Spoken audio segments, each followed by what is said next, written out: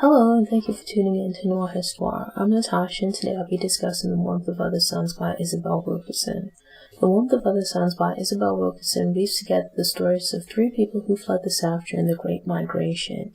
Mae Brandon Gladney, who migrated from Mississippi to Chicago in the 1930s, George Swanson Starling, who moved from Florida to Harlem in the 1940s, and Robert Joseph Pershing Foster, who relocated from Louisiana to Los Angeles in the 1950s. I usually don't like books that switch between perspectives, but it worked in this instance. Three major subjects with different stories provided varied accounts of the migration process. The book included a good sampling of social and economic reasons for Black people fleeing the South. I rooted for all three subjects, but Ida Mae was my favorite because she was sweet and funny. It's easy to take for granted that an employee can approach their boss or HR to discuss a paycheck discrepancy. So it was disturbing to read that sharecroppers perform backbreaking labor but might receive no pay. It was rage-inducing to learn that disputing a landlord's accounting could put your life at risk. The work conditions for sharecroppers sounded like a newfangled version of slavery. To work hard from sun up to sundown with little to show for it, lucky because you work on land for a landlord who will actually pay you a fair accounting at pay time.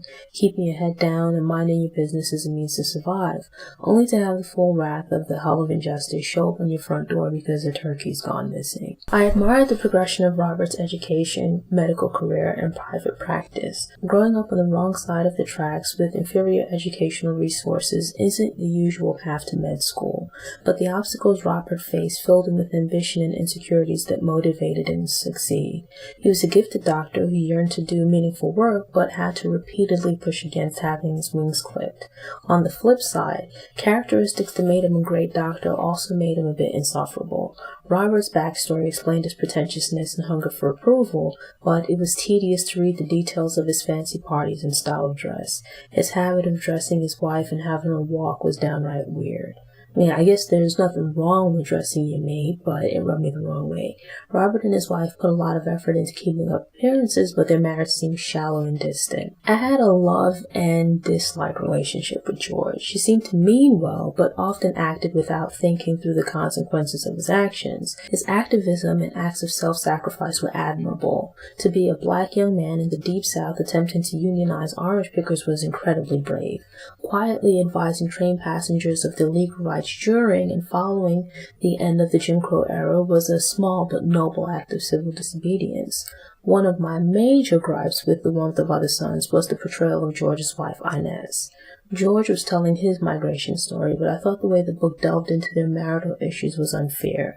George did things that caused problems in his marriage, but seemed to shift blame to Inez being difficult.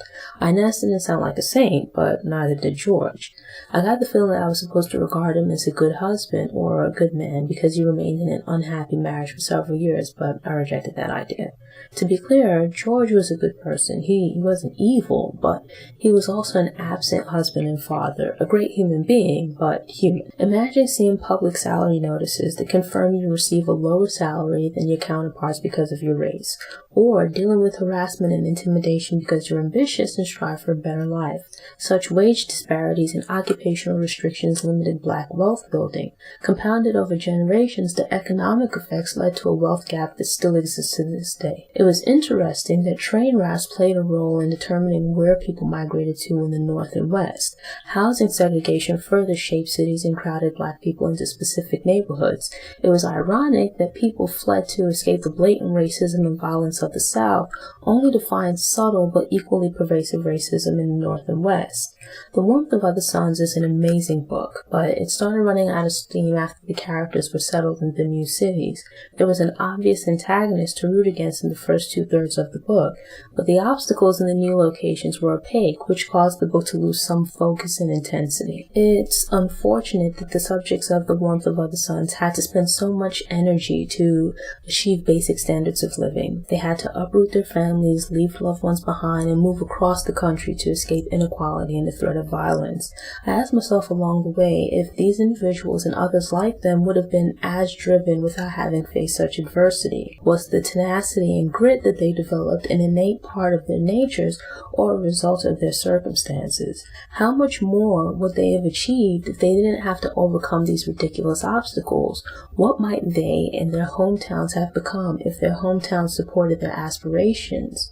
What fruits might their labors have bared in the warmth of their own suns? The Warmth of Other Suns is not a happy book, but the 3 characters and the other short stories shared throughout the book were inspiring. I was concerned that the book would be very dry, but I like the way that Wilkerson used the personal stories as a jumping-off point for diving deeper into economic and demographic details. The Warmth of Other Suns started me down a rabbit hole of voraciously reading books about Black history and the Black experience.